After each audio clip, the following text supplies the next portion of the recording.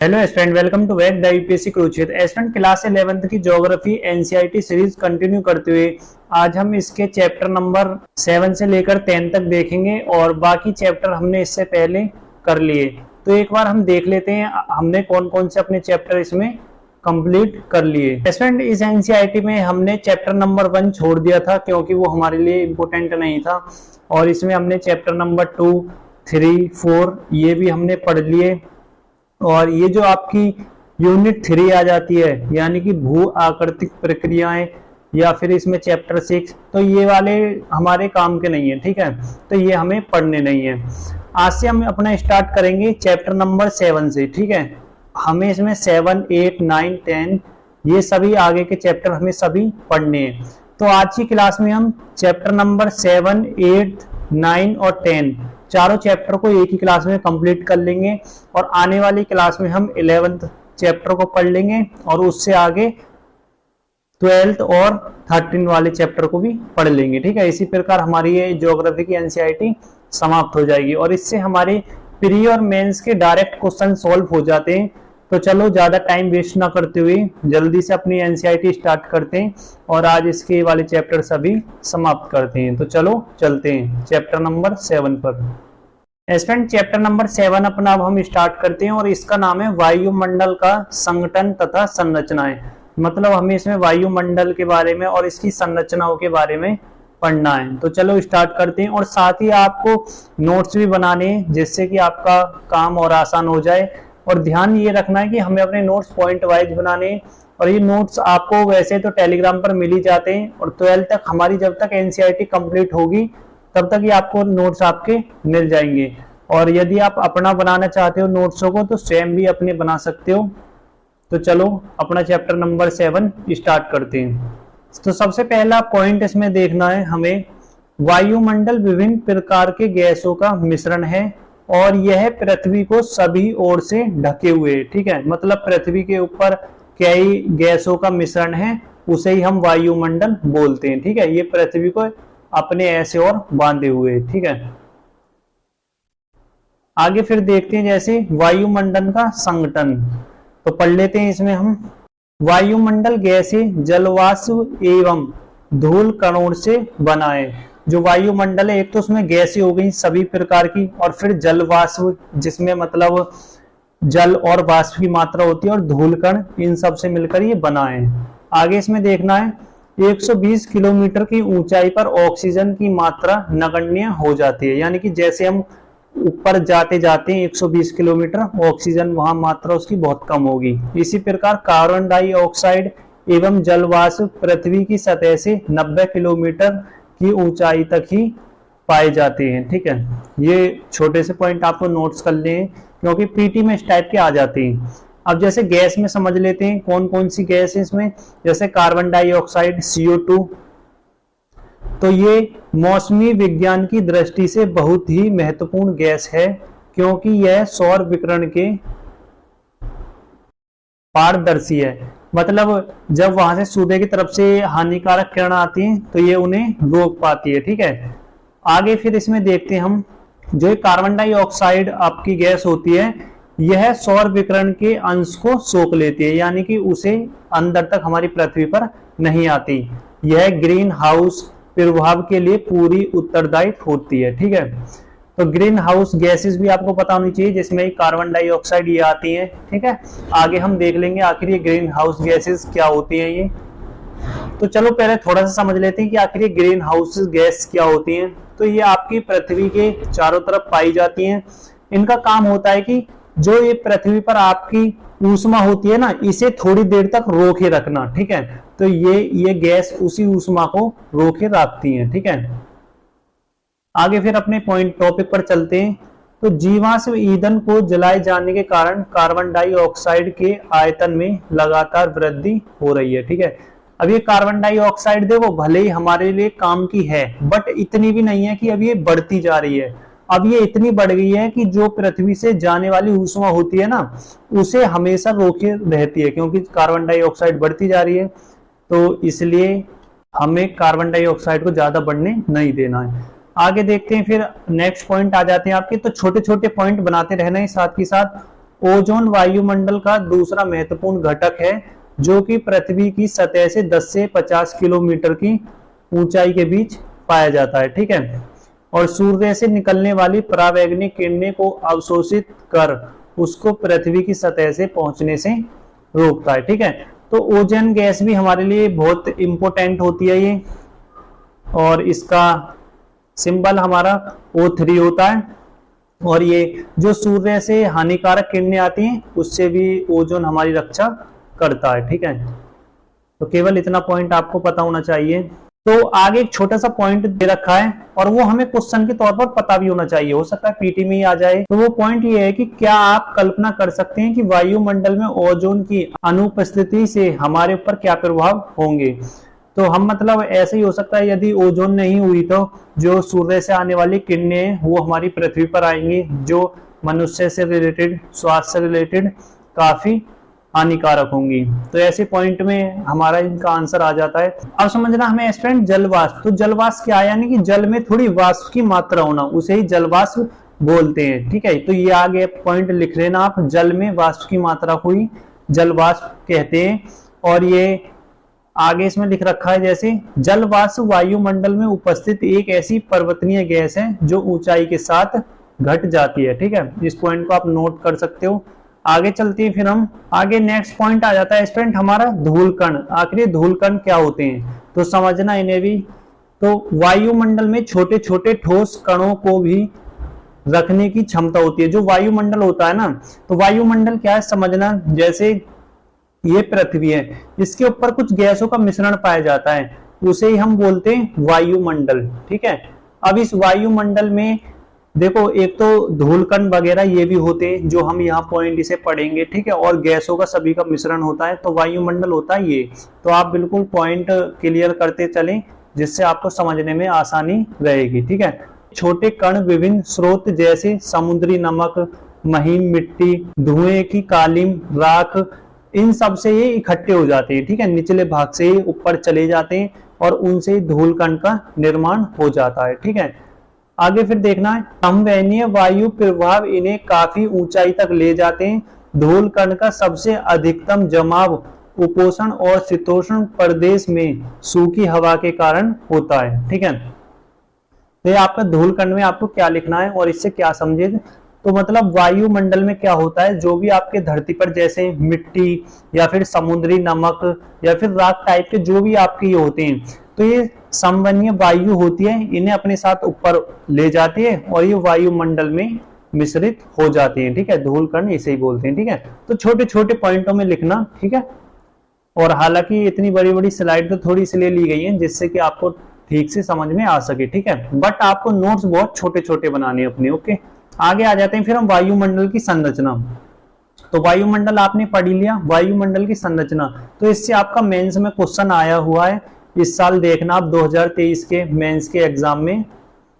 आगे फिर देखते हैं हम वायुमंडल अलग अलग घनत्व एवं तापमान वाली विभिन्न परतों से बना है। ठीक है, तापमान की स्थिति के अनुसार वायुमंडल को 5 विभिन्न स्तरों में बांटा गया है, और जिसमें हमें देखना है जैसे सोममंडल, समताप मंडल, मध्य मंडल, बाह्य वायुमंडल तथा वहिमंडल। ठीक है, तो वायुमंडल है, आपने समझ लिया, वायु के मिश्रण को वायुमंडल कहते हैं। और इस वायुमंडल को 5 परतों में बांटा गया है। ठीक है, तो सभी एक एक परत हमें इसमें देखनी है और थोड़ा सा उनके बारे में जानना है। तो सबसे पहली परत कौन सी आ जाती है, सोममंडल। ठीक है, तो सोममंडल आपकी ये वाली परत होती है। ठीक है, तो सोममंडल वायु का सबसे निचला स्तर है, इसकी ऊंचाई सतह से लगभग 13 किलोमीटर तक होती है। ठीक है, तो इसकी ऊंचाई 13 किलोमीटर तक होती है स्थल सोममंडल की। ठीक है, और ध्रुव के निकट 8 किलोमीटर होती है और विषुवत वृत्त पर 18 किलोमीटर तक की ऊंचाई होती है। ठीक है, तो ऊंचाई की दिक्कत मत लेना, ऊंचाई आपसे कोई डायरेक्ट नहीं पूछेगा, बट थोड़े पीटी में ऐसे क्वेश्चन आ जाते हैं। ठीक है, सोममंडल की मोटाई विषुवत वृत्त से सबसे अधिक होती है क्योंकि तेज वायु प्रवाह के कारण ता अधिक ऊंचाई तथा संवहन किया जाता है। ठीक है, और इस स्तर में धूल कण तथा जलवाष्प मौजूद हो जाए। मौसम में परिवर्तन इसी स्तर में होता है। ठीक है, तो बस ये वाली पॉइंट आपको जरूर ध्यान रखनी है। जितनी भी मौसम से रिलेटेड क्रियाएं होती हैं वो सभी सौम मंडल में ही होती हैं, जिसमें जैसे बारिश, ये सब बादल वगैरह सौम मंडल में ही होते हैं। ठीक है, अब आपको इतना पढ़ के एक चीज पता चला कि मतलब जो हम आसमान में देखते हैं, जैसे कोई ये धरती पर खड़ा है, ठीक है, तो ये जैसे ऊपर देखते हैं या फिर हम ही देखते हैं तो हमें कुछ एकदम क्लियर नहीं दिखता, मतलब समझ रहे हो ना, यहाँ कुछ बादल टाइप का दिखाई देता है। ठीक है, अगर वास्तविकता में देखें तो ये कुछ भी चीज नहीं है। ठीक है, ये केवल एक गैस के या कह सकते हैं वायुमंडल हमें ये दिखाई देता है। ठीक है, ऐसा नहीं है कि मतलब लगता है ना कि कोई परत हो ऊपर जो हमें रोके हुए, तो ऐसा कुछ भी नहीं होता, केवल बादल या फिर वायुमंडल यहाँ होती है। ठीक है, तो पॉइंट आपका क्लियर हो गया होगा। तो मंडल अब हमने देख लिया, तो अब हम देखते हैं समताप मंडल। समताप मंडल इसके ऊपर 50 किलोमीटर की ऊंचाई पर पाया जाता है। किसके? क्षोभ मंडल के ऊपर 50 किलोमीटर की जो ऊंचाई है ना, वहां ये पाया जाएगा। इसका महत्वपूर्ण लक्षण यह है कि इसमें ओजोन परत पाई जाती है और यह परत परावैंगनिक किरणों को अवशोषित कर पृथ्वी की ऊर्जा के तीव्र तथा हानिकारक तत्वों से बचाती है। ठीक है, ओजोन जिसके बारे में हमने देखा था तो वो समताप मंडल में ही पाई जाती है। तो ऐसे क्वेश्चन आ सकते हैं कि ओजोन कौन से मंडल में पाई जाती है या फिर कौन सी परत में पाई जाती है वायु की, तो समताप मंडल में। ठीक है, तो पहले आता है कौन सा? सोम मंडल, दूसरा समताप मंडल। ठीक है, अब तीसरा देखेंगे हम मध्य मंडल। मध्य मंडल समताप मंडल के ठीक ऊपर 80 किलोमीटर की ऊंचाई तक फैला होता है। इस स्तर में भी ऊंचाई के साथ साथ तापमान में कमी होने लगती है। 80 किलोमीटर की ऊंचाई तक पहुंचकर तो टेम्परेचर यहाँ हो जाता है और मध्य मंडल के ऊपरी परत को मध्य सीमा कहते हैं। ठीक है, ओके। अब आ जाता है हमारा फिर नेक्स्ट, वो आ जाता है हमारा आयन मंडल। तो आयन मंडल मध्य मंडल के ऊपर 80 से 400 किलोमीटर के बीच उपस्थित होता है और विद्युत आवेशित कण यहाँ पाए जाते हैं जिन्हें आयन बोलते हैं, और इसी के कारण ही इस मंडल को आयन मंडल के नाम से जाना जाता है। ठीक है, इसके लास्ट आ जाता है बाह्य मंडल। ठीक है, तो वायु का सबसे ऊपरी स्तर जो बाह्यमंडल में उपस्थित होता है उसे ही बाह्य मंडल कहते हैं। ठीक है, तो हमने ये 5 थे, 5 देख लिए, तो एक बार फिर से देख लेते हैं, इन्हें डायग्राम में देख लेते हैं, क्लियर हो जाएगा। तो पहले होता है सोम मंडल, ठीक है, इसके बाद होता है समताप मंडल, इसके बाद आ जाता है हमारा मध्य मंडल और इसके बाद बाह्य वायुमंडल। ठीक है, तो ये हमें पता होना चाहिए क्योंकि इससे थोड़ा मेंस में भी आ जाते हैं और पीटी में तो ऐसे क्वेश्चन आ ही जाते हैं। ठीक है, और इसी के साथ ही आपका चैप्टर भी समाप्त हो जाता है। ज्यादा बड़ा चैप्टर नहीं था, थोड़ा इंट्रोडक्शन था वायुमंडल के बारे में। ठीक है, और बाकी इस चैप्टर में हमने वायुमंडल के बारे में जाना और वायुमंडल के प्रकार के बारे में जाना। ठीक है, चलो अब चलते हैं चैप्टर नंबर 8 पर। चलो चैप्टर नंबर हमने 7 देख लिया और आपने नोट्स भी बना लिए होंगे। अब देख लेते हैं हम अपना चैप्टर नंबर 8, तो जिसका नाम है सौर विकिरण, ऊष्मा संतुलन एवं तापमान। ठीक है, तो ये भी हमारा वायुमंडल से रिलेटेड चैप्टर है और ये यूनिटी आपकी सारी वायुमंडल से है, तो इसलिए हमने कोशिश ये की है कि लगभग 1 या 2 क्लास में इस वायुमंडल वाली यूनिट को कंप्लीट करा दिया जाए। ठीक है, अब चलो आगे 8 चैप्टर नंबर में देख लेते हैं। तो यहाँ भी कुछ आपके पॉइंट दिए गए, उन पॉइंटों को आपको नोट जरूर करना है। ठीक है, तो सबसे पहला पॉइंट देख लेते हैं हम इसमें। पृथ्वी चारों ओर से वायु से घिरी हुई है। वायु का यह आवरण ही वायुमंडल कहलाता है, जो बहुत सी गैसों से बना है। इसी गैस के कारण ही पृथ्वी पर जीवन पाया जाता है। ठीक है, तो वायुमंडल ये और हमारी ये सभी गैसेस यहाँ पाई जाती हैं, जिसमें सभी प्रकार की ऑक्सीजन, नाइट्रोजन, आर्गन, ये सभी गैसेस इसमें होती हैं। और एक क्वेश्चन है स्टूडेंट आपसे, तो मतलब जैसे हमारी पृथ्वी घूम रही है, तो क्या इसके साथ ही वायुमंडल भी हमारे साथ ही घूम रहा है या फिर वायुमंडल एक जगह स्थिर है, केवल पृथ्वी घूमती है? तो ये आंसर आप कमेंट करके जरूर बताना। और बाकी आगे चलते हैं हम, ये पॉइंट आपको जरूर नोट करना है। अब देख लेते हैं हम सौर विकिरण क्या है। तो ऐसे जो थिंग्स होती है ना, तो इन पर पीटी में क्वेश्चन जरूर आ जाते हैं, जैसे सौर विकिरण क्या है, या फिर ऐसे मेंस में ही आ जाते हैं, आपने देखे भी होंगे पीवाईक्यू में। तो पृथ्वी के पृष्ठ पर प्राप्त होने वाली ऊर्जा का अधिकतम अंश लघु तरंगदैर्घ्य के रूप में आता है। तो पॉइंट वाइज समझते चलना, जो पृथ्वी पर ऊर्जा आती है सूर्य से, तो जो उसका अंश आता है ना पृथ्वी पर, तो वह ऊर्जा तरंगों के रूप में आती है। ठीक है, इस प्रकार तो पृथ्वी पर प्राप्त होने वाली ऊर्जा को आगामी सौर विकिरण या छोटे रूप में सूर्य तप कहते हैं। ठीक है, तो ये पॉइंट आपको जरूर ध्यान रखना है। ठीक है, और याद भी नहीं रहे तो कैसे ध्यान रखना है कि जो मतलब सूर्य से ऊर्जा आती है पृथ्वी पर जाती है, तो उसी को ही सूर्य विकिरण या सूर्य तप, इन चीजों के नाम से ही इसे जानते हैं। ठीक है, आगे फिर इसमें नेक्स्ट पॉइंट में आपको लिखना है पृथ्वी भू आभ। आगे इसमें देखना है सूर्य की किरणें वायुमंडल के ऊपरी भाग पर तिरछी पड़ती हैं, जिसके कारण पृथ्वी सौर ऊर्जा के बहुत कम अंश ही प्राप्त कर पाती है। ठीक है, तो कहने का मतलब जो पृथ्वी है वो आपकी भूआभ टाइप की है, और तो इस कारण ही जो सूर्य से ऊर्जा आती है ना, वो बहुत ही कम अंश इसका ऊर्जा को प्राप्त कर पाता है, क्योंकि इधर वाला तो एरिया रह ही जाता है। तो यही पॉइंट इसमें लिखा हुआ है। ठीक है, और ये सौर विकिरण वाला आपको जरूर पॉइंट याद रखना है। आगे फिर इसमें कुछ कंडीशन है या फिर कह सकते हैं कुछ पॉइंट है, वो आपके बहुत ज्यादा इंपॉर्टेंट है, तो आपको जरूर ध्यान रखने हैं। और आपने ये क्लास 7 या फिर 8th की में भी ये पढ़े होंगे।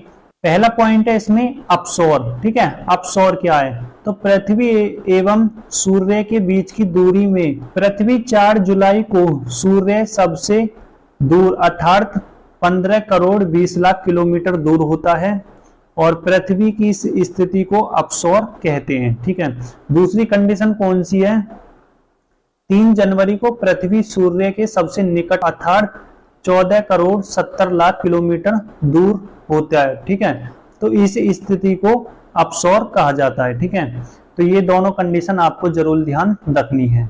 आगे देखना है, इसलिए पृथ्वी द्वारा प्रति वार्षिक सूर्य तप 3 जनवरी को 4 जुलाई की अपेक्षा अधिक होता है। ठीक है, आगे फिर इसमें पॉइंट देखते हैं हम, पृथ्वी की सतह पर सूर्य तप में भिन्नता। ठीक है, तो इसमें क्या क्या अलग है, मतलब जो सूर्य से ऊर्जा आती है उसमें क्या क्या अलग देखने को हमें मिल सकता है। तो सूर्य तप की तीव्रता की मात्रा में प्रतिदिन, हर मौसम और प्रति वर्ष में परिवर्तित होता रहता है। तो जिसमें जैसे सूर्य तप में होने वाली विभिन्न कारक कौन कौन से, जैसे पृथ्वी का अपने अक्ष पर घूमना। ठीक है, पृथ्वी अपने अक्ष पर घूमती है। देखो 2 प्रकार की गति करती है, एक तो घूर्णक गति और एक अक्षांश गति। ठीक है, अपने अक्ष पर ही घूमती है। ठीक है, तो इस कारण ही सूर्य तप में जो पृथ्वी पर आता है उसकी ऊर्जा में विभिन्नता में देखने को मिल सकती है। दूसरा कारण सूर्य की किरणों का नतिकोण। ठीक है, आगे है दिन की अवधि, वायुमंडल में पारदर्शिता, एंड 5th नंबर पे स्थल विन्यास। ठीक है, आगे स्टूडेंट इसमें पॉइंट आ जाता है फिर आपका वायुमंडल का तापन एवं शीतलन। ठीक है, तो वायुमंडल के गर्म और ठंडे होने के अनेक तरीके हैं। तो वे कौन कौन से, वही हमें देखने, जैसे प्रवेशी और विकिरण से गर्म होने के बाद पृथ्वी सतह के निकट स्थित वायुमंडलीय परतों में दीर्घ तरंग के रूप में ताप का करती है। तो मतलब जब पृथ्वी पर पहली बार प्रकाश पड़ता है ना, तो मतलब फिर पृथ्वी उस टाइप में गर्म हो जाती है, तो फिर धीरे धीरे उस तपन को कम करती है तरंगों के रूप में। ठीक है, और फिर पृथ्वी के संपर्क में आने वाली वायु धीरे धीरे गर्म होने लगती है।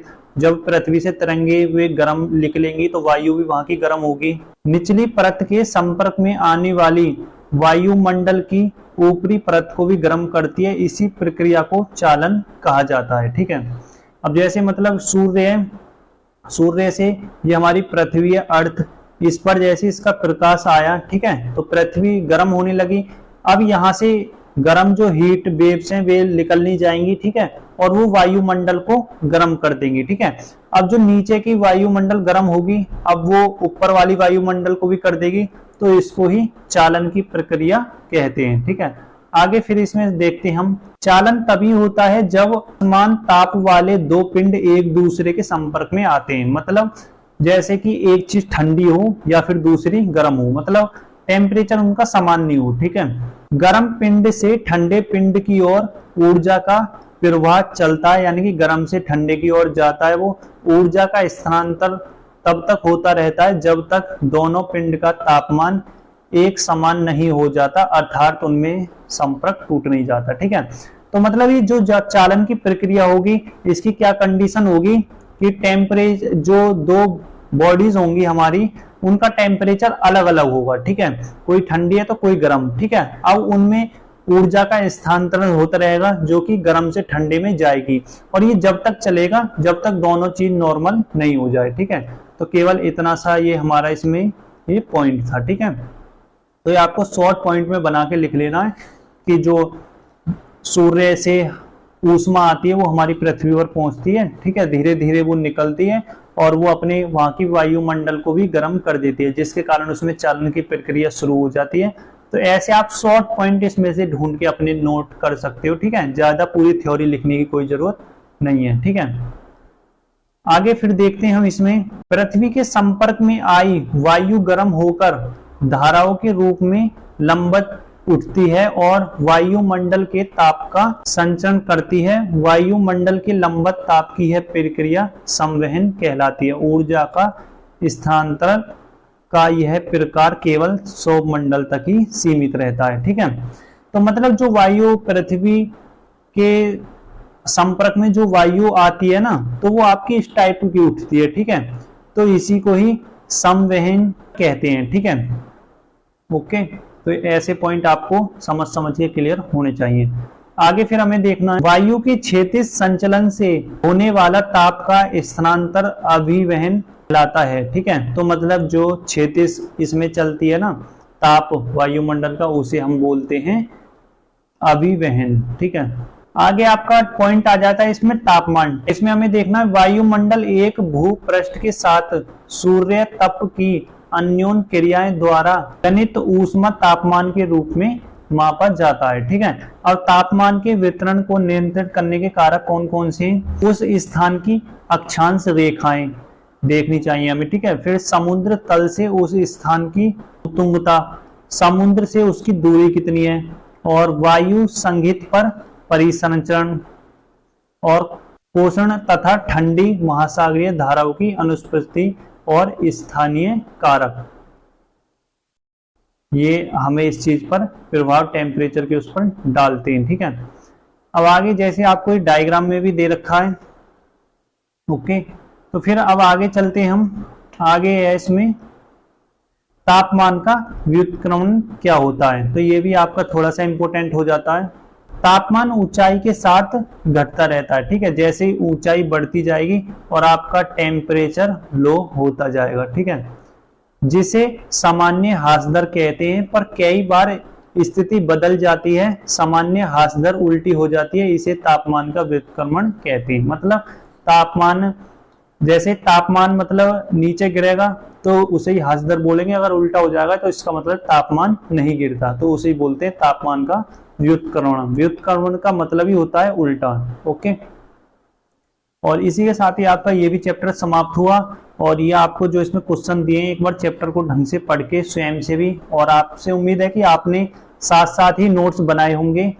तो चलो अब चलते हैं हम अपने चैप्टर नंबर 9 की। चैप्टर नंबर 9 को देखते हैं, जिसका नाम है वायुमंडलीय परिसंचरण तथा मौसम प्रणाली, जिसमें हमें वायुमंडल के थोड़े और उसके अंदर समझना है कि मतलब वायुमंडल में ये सब कैसे चलते हैं, और मौसम प्रणाली को हमें इसमें जानना है। तो चलो चैप्टर नंबर 9 भी हम स्टार्ट करते हैं, और उम्मीद है कि आप नोट्स अपने साथ साथ बना रहे होंगे। इसमें सबसे पहला पॉइंट हमें अपना नोट करना है, वायुमंडलीय दाब क्या है। ठीक है, तो पहली बात ये बात और समझो आप कि जो हम पृथ्वी पर ये सभी चीजें हैं, जिसमें जैसे हम मनुष्य आ गए, ठीक, या फिर घर मकान गाड़ी जो भी है, तो क्या इन पर आप बताओ किसी चीज का प्रेशर इन पर है, तो कमेंट में बताना, और नहीं तो फिर चलो बता भी देते हैं। तो इन पर प्रेशर है वायुमंडल दाब का। ठीक है, तो सभी पर प्रेशर है, हम पर भी है, घर पर मकान पर, जो भी चीज पृथ्वी पर है तो उस पर वायुमंडल दाब का प्रेशर है।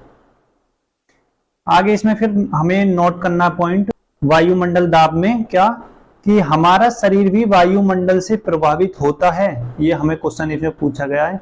कि जैसे जैसे आप ऊंचाई पर चढ़ते हो वायुमंडल विराल होता जाता है और हमें सांस लेने में कठिनाई होती है। ठीक है, ये पॉइंट आप नोट कर लेना इसमें। तो वायुमंडल को मापने की इकाई क्या है? मिलीबार। तो ऐसे शॉर्ट पॉइंट आपको जरूर नोट अपने करने हैं। आगे फिर चलते हैं हम इसमें, वायुमंडल में ऊर्ध्वाधर भिन्नता कौन कौन सी है? तो वायुमंडल के नीचे भाग में ऊंचाई के साथ तीव्रता से घटती है। यह ह्रास दर प्रत्येक 10 मीटर की ऊंचाई पर 1 मिलीबार होती है। तो ये भी आपको पॉइंट ऐसे नोट करने। एंड आगे चलते हैं अब हम। तो जो आपको यहाँ ये दिख रहा है तो आपको ये इतना इम्पोर्टेंट है नहीं। ठीक है, आगे हम इसमें अपने इम्पोर्टेंट पॉइंटों को ही देखेंगे जो हमारे लिए काम के हैं। तो यह पॉइंट आ जाता है आपको, पवनों की दिशा व वेग को प्रभावित करने वाले बल कौन कौन से हैं। जैसे कि जो पवने, मतलब देखो, अगर वायु को दिशा हो, अगर पवन किसे कहते हैं पहले ये समझो। अगर वायु है, ठीक है, अगर वो किसी दिशा में बहती है तो उसे ही पवन कहते हैं। अब इसमें क्या पूछा गया है कि पवनों की दिशा की व वेग को प्रभावित करने वाले बल कौन कौन से हैं, तो उन्हीं के बारे में हमें जानना है। ऐसा देखो मेंस में आ सकता है 100% और पीटी में भी बिल्कुल आ सकता है ऐसे क्वेश्चन। तो जब भी तो कहते हैं कि प्री और मेंस की तैयारी कोई अलग अलग नहीं होती है, साथ की साथ होती रहती है।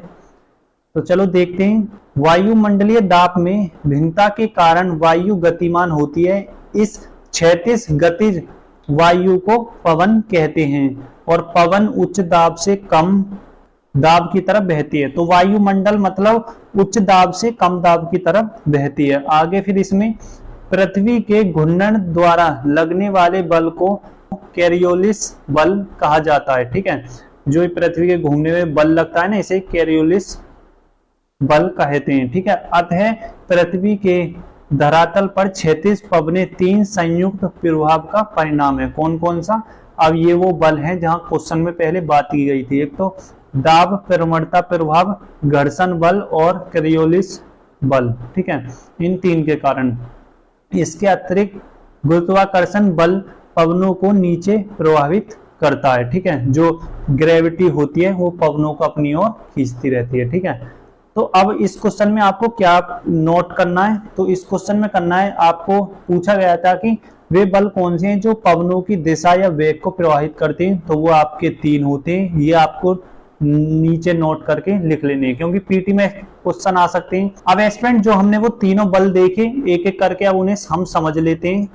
तो पहला उसमें दाब प्रवणता बल, जहां समदाब रेखाएं पास पास हों, यानी कि जहां सभी पर दाब लग रहा हो, पास पास हो। ठीक है, वहां दाब प्रवणता अधिक व समदाब रेखाओं से दूर होने के बाद दाब प्रवणता भी कम हो जाती है। ठीक है, नेक्स्ट दूसरे नंबर पर स्टूडेंट हमें देखना है घर्षण बल। तो पवनों की गति को ये घर्षण बल प्रभावित करता है। पृथ्वी पर होता है, धरातल पर घर्षण सर्वाधिक होता है। इसका प्रभाव प्राय धरातल से 1 से 3 किलोमीटर ऊंचाई तक होता है और यह समुद्री तट पर घर्षण न्यूनतम होता है। तीसरा बल आ जाता है कोरियोलिस। तो ये बल होता है क्या, देखते हैं इसमें। पृथ्वी का अपने अक्ष पर घूर्णन पवनों की दिशा को प्रभावित करता है और पवने उत्तरी गोलार्ध में अपनी मूल दिशा से दाहिने तरफ व दक्षिण गोलार्ध में बाईं तरफ विक्षेपित हो जाती हैं। किसके कारण? कोरियोलिस बल के कारण ये सब देखने को हमें मिलता है। तो तीनों बल से कहने का मतलब ये था, इन तीनों बल के कारण ही कहीं ना कहीं जो पवनें होती हैं उनके वेग में ये सब परिवर्तन होता है। आगे बढ़ते हैं फिर। अब हम आगे स्टूडेंट ये एक सारणी बना रखी है तो ये हमें देखनी है, जरूरी है। तो पहले लिखा है दाब की पद्धति। ठीक है, दूसरी में केंद्र में दाब की दिशा कैसी होगी, तीसरी में पवन की दिशा का प्रतिरूप जिसमें उत्तरी गोलार्ध में या फिर दक्षिणी गोलार्ध में। तो सबसे पहले समझ लेते हैं हम चक्रवात। ठीक, चक्रवात तो आप जानते हो या फिर आने वाले चैप्टर में आपको पढ़ने को जरूर मिलेगा। ठीक है, तो चक्रवात वही है, बस गर्म वायु का ऊपर उठना या फिर ठंडी वायु का नीचे बैठना, चक्रवात। ठीक है, तो जैसे केंद्र में दाब की दशा कैसी है, निम्न होगी। जब सेंटर में जो दाब होगा वो निम्न होगा। तो उत्तरी गोलार्ध में पवन की दिशा कैसी होगी, घड़ी की सुई की दिशा के विपरीत ये घूम रही होगी। ठीक है, तो मतलब इस टाइप घूम रही होगी उत्तरी गोलार्ध में। ठीक है, दूसरी कंडीशन में, और यदि यही बात दक्षिण गोलार्ध में हो गई तो घड़ी की सुई के दिशा के अनुदिश, ठीक है, दक्षिण वाले एरिया में, ओके, यहाँ, ठीक है। और फिर यदि प्रति चक्रवात होगा और उसका सेंटर में दाब ज्यादा होगा, उच्च होगा, तो घड़ी की सुई के अनुदिश ये उत्तरी गोलार्ध में होगी, ठीक है, यानी कि उसी के जैसे घूमेगी वायु। और यदि फिर दक्षिण गोलार्ध में ये होगा तो ये फिर घड़ी की सुई के दिशा के विपरीत घूमेगी, ठीक है। तो आपको ऐसा ही अपने नोट्स में बिल्कुल ऐसे फ्लो चार्ट टाइप के बनाने चाहिए, सारणी बनानी चाहिए, जिससे आपको ये शॉर्ट में ही पता चले, ठीक है। इससे ये फायदा, अगर ये थ्योरी में लिखा होता तो इतनी जल्दी समझ में नहीं आता, बट ऐसे जल्दी आ जाते हैं, ठीक है। ऐसे ही आपको डायग्राम बनाने चाहिए, ठीक है। अब आ जाता है स्टूडेंट वायुमंडल का सामान्य परिसंचरण, मतलब वायुमंडल कैसे परिसंचरण करती है वो हमें समझना है। भूमंडलीय पवनों का प्रारूप मुख्य निम्न बातों पर निर्भर करता है। तो पहला इसमें वायुमंडलीय ताप में अक्षांशीय भिन्नता, और दूसरा इसमें वायुमंडल पट्टियों की उपस्थिति, और फिर तीसरा इसमें वायुमंडल दाब पट्टियों का सौर किरणन के साथ विस्थापन, एंड इसमें फोर्थ है फिर महासागर व महाद्वीपों का वितरण, फिर है इसमें पृथ्वी का घूर्णन और वायुमंडलीय पवनें, ठीक है। तो इसमें कहने का मतलब ये था कि जो भूमंडलीय पवन होती हैं उनका प्रारूप होता है वो किस बातों पर निर्भर करता है, ठीक है। तो ये बात इन्हीं पर निर्भर वो करता है, ठीक है। आगे फिर मौसमी पवनें, मौसमी पवनें किसे कहते हैं, नाम से पता चल रहा होगा मौसम के अनुसार होती है ये।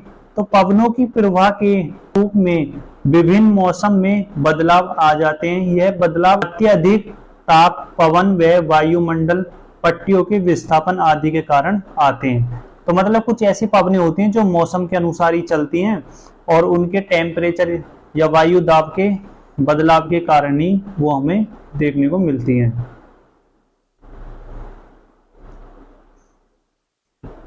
आगे पवन आ जाती हैं आपकी स्थानीय पवनें। तो स्थानीय पवनें कौन कौन सी होती हैं, भूतल के गर्म व ठंडे होने से विभिन्नता तथा दैनिक व वार्षिक चक्रों के विकास से बहुत ही स्थानीय व क्षेत्रीय पवनों का प्रभाव होता है। यानी कि जैसे भूमि के गर्म व ठंडे होने से तो इनका निर्माण होता है किसका, स्थानीय पवनों का। आगे आ जाता है फिर वायु राशियां क्या है, एयर मास, ठीक है, इसे अब हम देख लेते हैं।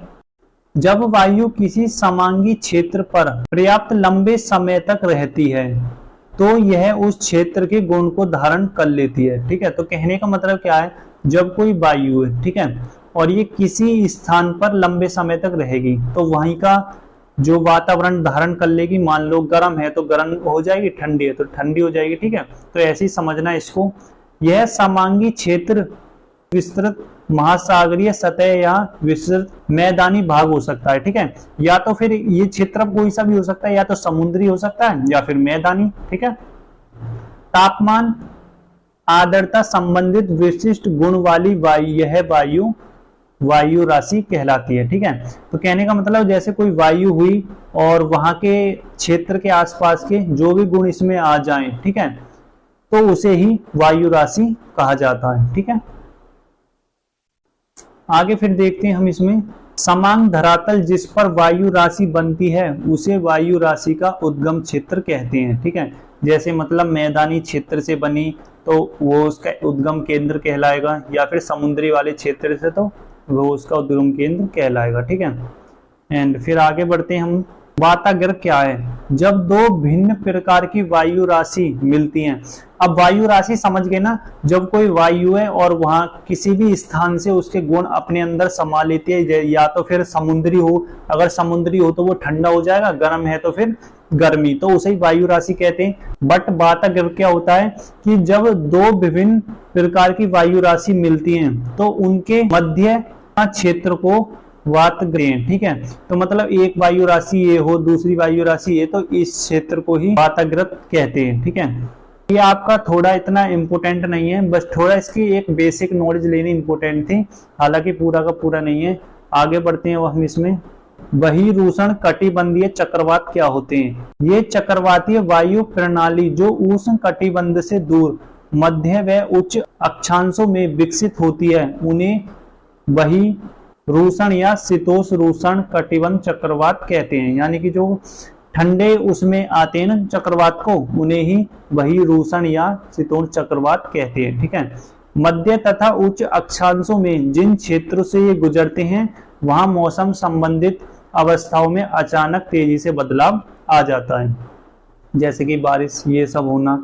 ठीक, आगे फिर देखते हैं हम इसमें उष्ण कटिबंधीय चक्रवात कौन से हैं। ठीक है, उष्ण कटिबंधीय चक्रवात आक्रामक तूफान है। उष्ण कटिबंधीय चक्रवात आक्रामक तूफान है जिसकी उत्पत्ति उष्ण कटिबंधीय क्षेत्र के महासागर पर होती है। ये तटीय क्षेत्र की तरफ गतिमान होते हैं। ठीक है, तो उष्ण कटिबंधीय यानी कि पृथ्वी के इस क्षेत्र में ये चक्रवात आते हैं और ये ज्यादा हानिकारक होते हैं। ठीक है, और तटीय की तरफ ये जाते हैं, जहां समुद्री इलाके हों उधर ये जाते हैं। चक्रवात आक्रामक पवनों के कारण विस्तृत विनाशी अत्यधिक वर्षा और तूफान को लाते हैं। ये चक्रवात विंध्य वंशक प्राकृतिक आपदाओं में से है। ठीक है, और इसमें जैसे हिंद महासागर में ये चक्रवात अटलांटिक महासागर हरिकेन के नाम से जाने जाते हैं, और पश्चिम प्रशांत और दक्षिण सागर में टाइफून के नाम से जाने जाते हैं, और पश्चिम ऑस्ट्रेलिया में विली विलीज के नाम से जाने जाते हैं। ठीक है, तो ये दोनों नाम आपके काफी इंपोर्टेंट है, पीटी में ये आ भी चुके हैं। ठीक है, आगे देखना है उष्ण कटिबंधीय चक्रवात और उष्ण कटिबंधीय महासागरों में उत्पन्न वह विकसित होते हैं। इनकी उत्पत्ति के लिए अनुकूल स्थिति होनी चाहिए। जैसे कौन कौन सी, तो जैसे बृहत समुद्री सतह होनी चाहिए जहां तापमान 27 सेल्सियस से अधिक हो, कोरियोलिस बल भी होना चाहिए, ऊर्ध्वाधर पवनों की गति में अंतर कम होना चाहिए, और कमजोर निम्न दाब क्षेत्र या निम्न स्तर का चक्रवातीय परिसंचरण होना चाहिए, और समुद्री तंत्र पर ऊपरी अपसरण होना चाहिए। ठीक है, ओके स्टूडेंट, तो बस इस चैप्टर में हमारा यही था। आगे इसके साथ ही चैप्टर आपका समाप्त हो जाता है, और एक बार इस चैप्टर को भी आप पढ़ के इसके क्वेश्चन को जरूर सॉल्व करना। तो इस चैप्टर में हमने वायु की राशि या फिर वायु के बारे में, या कह सकते हैं चक्रवात के बारे में, इन सभी के बारे में हमने इसमें जान लिया। ठीक है, और अब आगे चलते हैं चैप्टर नंबर 10, जो कि हमारा लास्ट चैप्टर होगा। इसके बाद फिर आने वाली क्लास में जो आपकी विश्व की वायु हैं उनके बारे में पढ़ लेंगे, उसी के साथ ही आपकी यूनिट समाप्त हो जाएगी। चैप्टर नंबर 10 को स्टार्ट करते हैं, और इसमें हमें पढ़ना है वायुमंडल में जल। ये क्लासेस आपकी काफी लंबी हो गई होगी, बट बेनिफिट आपका इससे ये हो जाएगा कि आपके एक तो नोट जल्दी बन जाएंगे और आप इस किताब को जल्दी समाप्त कर लोगे, क्योंकि आने वाले टाइम में हमें और भी सारी किताबें देखनी है। तो चलो सबसे देखते हैं, स्टार्ट करते हैं। पहला पॉइंट आ जाता है इसमें, आर्द्रता किसे कहते हैं? तो हवा में मौजूद जल वाष्प, ठीक है, जल में वाष्प की मात्रा, ठीक है, तो उसे जल वाष्प कहते हैं। और बट जो हवा में मौजूद होगी जल वाष्प, तो उसको कहते हैं आर्द्रता। ठीक है, वायुमंडल में मौजूद जल वाष्प की वास्तविक मात्रा को निरपेक्ष आर्द्रता कहते हैं। ठीक है, तो जो जल वाष्प की वास्तविक मात्रा होगी ना, उसे निरपेक्ष आर्द्रता कहा जाता है। निरपेक्ष आर्द्रता पृथ्वी की सतह पर अलग अलग स्थानों पर अलग अलग हो सकती है। बस इतना पॉइंट आपको ध्यान रखना है। ठीक है, तो पहले पॉइंट में क्या नोट करना है, एक तो आर्द्रता किसे कहते हैं, यानी कि हवा में मौजूद जो जलवाष्प होगा उसे आर्द्रता बोल देंगे। तो आप नोट्स ऐसे बना लिख लो, जैसे आर्द्रता ये डाला, ठीक है, आगे शॉर्ट में लिख दिया बस हवा में मौजूद जलवाष्प। शॉर्ट नोट्स ऐसे तो बनेंगे। फिर जैसे वायुमंडल में मौजूद जल वाष्प की वास्तविक मात्रा को निरपेक्ष आर्द्रता कहते हैं, और जो निरपेक्ष आर्द्रता होती है वो पृथ्वी की सतह पर अलग अलग स्थानों पर अलग अलग होती है। ठीक है, तो केवल इतने पॉइंटों से इतने अपने नोट्स बनाने, ठीक है, और यही हमें पढ़ने भी हैं। ठीक है, अब ऐसा नहीं है कि बिल्कुल चैप्टर वाइज एक एक लाइन को पढ़ें, क्योंकि उसका तो कोई फायदा ही नहीं है। फिर आगे आ जाता है हमारा वाष्पीकरण तथा संघनन किसे बोलते हैं। तो वाष्पीकरण वह क्रिया है जिसके द्वारा जल द्रव से गैसीय अवस्था में परिवर्तित होता है। ठीक है, और वाष्प का कारण है ताप, और जिस तापमान पर जल वाष्पीकृत होना शुरू हो जाता है उसे वाष्पीकरण की गुप्त ऊष्मा कहा जाता है। ठीक है, जैसे मान लो ये गैस है और जब इस पर आप पानी रखते हो और जब ये उबलने लगता है तो कुछ वाष्प की मात्रा जाती है ना, ठीक है, तो उसे ही बोलते हैं वाष्पीकरण, यानी कि द्रव लिक्विड का गैस में बदलना, लिक्विड का गैस में बदलना ही वाष्पीकरण या वेपराइजेशन कहलाता है। ठीक है, तो बस इतना ध्यान रखना है इसमें। हवा की गति जितनी तीव्र होगी वाष्पीकरण भी उतना ही तीव्र होगा। ठीक है, जल वाष्प का जल के रूप में बदलना संघनन कहलाता है। अब संघनन क्या है? जल वाष्प का जल के रूप में बदलना। अब देखो समझो, जो द्रव था उसको बदल दिया हमने गैस के रूप में। ठीक है, तो उसे कह दिया वाष्पीकरण। ठीक है, अब जब जब जल वाष्प यानी कि जल और वाष्प ये हो गया, अब इसका जल में फिर से बदलना, तो वो हो गया संघनन। ठीक है, अब जल वाष्प में आगे समझना है हमें, जल वाष्प में आगे समझना है छोटे छोटे कणों के चारों ओर ठंडा होने के कारण संघनन होता है। ठीक है, जो जल वाष्प होता है ना उसमें छोटे छोटे कण होते हैं, अब वे ठंडे होने लगते हैं तो संघनन हो जाता है। इन छोटे छोटे कणों को संघनन केंद्रक कहते हैं, जैसे जिसमें धूल, धुआं, ठीक है, तथा महासागरों से नमक कण अच्छे केंद्रित होते हैं। ठीक है, संघनन तब होता है जब कैसे, तो कुछ पॉइंट दिए हैं वो देखने। वायु का आयतन नियत हो, ठीक है, वायु का आयतन नियत हो और एवं तापमान ओसांग तक गिर जाए, वायु का आयतन तथा तापमान दोनों ही कम हो जाएं, या फिर तीसरा वाष्पीकरण द्वारा वायु में और अधिक जल वाष्प प्रविष्ट हो जाए। ठीक है, तो ये 3 पॉइंट है। अब देखना हमें टाइप ऑफ संघनन। ठीक है, तो ये कितने प्रकार का होता है, जिसमें जैसे ओस, कोहरा, ठीक है, तुषार एवं बादल, तो ये संघनन होता है। ठीक है, तो मतलब जो वाष्पीकरण होता है ना, तो वो ही जब उसके कण छोटे छोटे ठंडे होने लगते हैं, छोटे छोटे कण, ठीक है, तो वो ही संघनन बना लेते हैं, जिसे ओस कहते हैं। ठीक है, कोहरा, ये सब होता है। ठीक है, अब इन्हें एक एक पॉइंट में जैसे देखें तो जैसे ओस, ओस आप जानते ही हो जो कि घासों पर होती है। ठीक है, तो उसमें हल्की हल्की बूंदे की भी मात्रा होती है। ठीक है, तुषार और या फिर धुंध हो, कोहरा भी जिसे हम कहते हैं। ठीक है, अब आ जाते हैं, हम देख लेते हैं बादल। ठीक है, बादल पॉइंट हालांकि आपका पीटी में ही आएगा, मेंस में तो ऐसे पॉइंट नहीं आते इतने छोटे।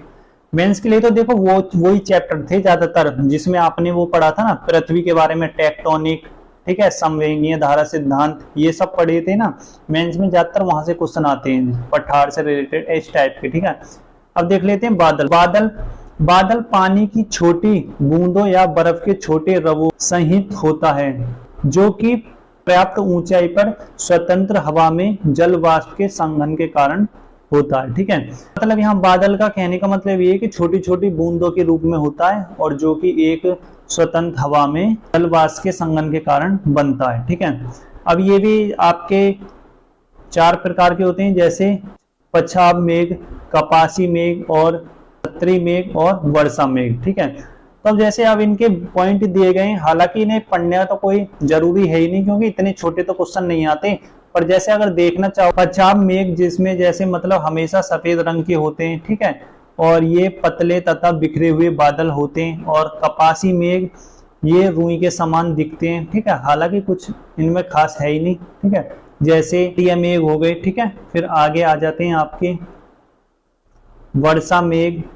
वर्षा मेघ जिसमें जैसे काले बादल होते हैं। ठीक है, बरसने वाले ज्यादा होते हैं। ठीक है, तो मतलब बादल भी तो कई प्रकार के होते हैं, कुछ जिसमें बरसने वाले, कुछ नॉर्मली होते हैं। नेक्स्ट आगे आ जाते हैं स्टूडेंट, हम अब आ जाते हैं हम स्टूडेंट वर्षा के प्रकार पर। ठीक है, वर्षा कितने प्रकार की होती है, तो उत्पत्ति के आधार पर वर्षा को 3 प्रमुख प्रकारों में बांटा गया है। एक तो संवहनीय वर्षा, पर्वतीय वर्षा, चक्रवातीय वर्षा, ठीक है, कह सकते हैं इसे। तो पहला है संवहनीय वर्षा। कौन सी? हवा गर्म हो जाने पर हल्की होकर संवहन धाराओं में रूप में ऊपर उठती है। तो हवा जब गर्म हो जाएगी तो ऊपर उठेगी। ठीक है, संवहनीय धाराओं के रूप में ऊपर उठेगी, तो जिसके कारण बादलों का निर्माण होता है और ये बिजली वगैरह गरजती है, तो संवहनीय वर्षा उससे होती है। फिर आ जाता है पर्वतीय वर्षा। संतृप्त वायु की संगति पर्वतीय ढाल पर आती है, तब यह ऊपर उठने के लिए बाध्य हो जाते हैं, तथा जैसे ही ऊपर की ओर उठते हैं यह फैलती है और तापमान गिर जाता है। ठीक है, जिस कारण वर्षा होती है। ठीक है, आगे आ जाता है फिर आपका कौन सा, चक्रवातीय वर्षा। ठीक है, तो ये जो आपके वर्षा टाइप के हो गए या फिर बादल टाइप के, तो इतने इंपॉर्टेंट नहीं होते, बस केवल आपको एक बार पढ़ना है और बस इसके छोटे से नोट्स बनाने हैं। ठीक है, बस केवल पॉइंट डालना, अंदर भी इनके कुछ नहीं लिखना, क्योंकि यूपीएससी में इस लेवल के क्वेश्चन नहीं आते। ठीक है, ये छोटे मोटे एग्जाम के या फिर 10th 12th तक ही काम आता है बस। ठीक है, पर हमें तो वो पढ़ना है ना जो हमारे यूपीएससी के लिए काम का हो।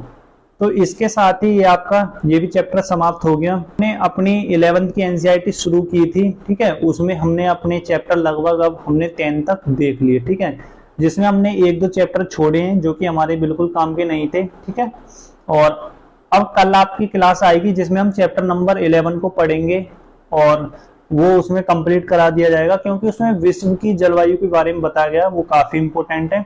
उससे आगे बचते हैं आपके महासागर से रिलेटेड चैप्टर। ठीक है, तो वो भी एक क्लास में कंप्लीट हो जाएंगे। तो लगभग 3-4 दिन के अंदर ही आपकी किताब 11th क्लास की कंप्लीट हो जाएगी। फिर इसके बाद हम अपनी स्टार्ट करेंगे इंडियन ज्योग्राफी। ठीक है, और इंडियन ज्योग्राफी को भी खत्म करने के बाद अपनी 12th क्लास की ज्योग्राफी पढ़नी है, और उसमें हमें सभी चैप्टर नहीं पढ़नी, केवल 12th क्लास की ज्योग्राफी में हमें 2-3 चैप्टर ही पढ़ने। इसी के साथ ही अपनी आगे वाली एनसीईआरटी भी स्टार्ट होंगी। ठीक है, तो आज के लिए इतना ही। Thank you for watching this video.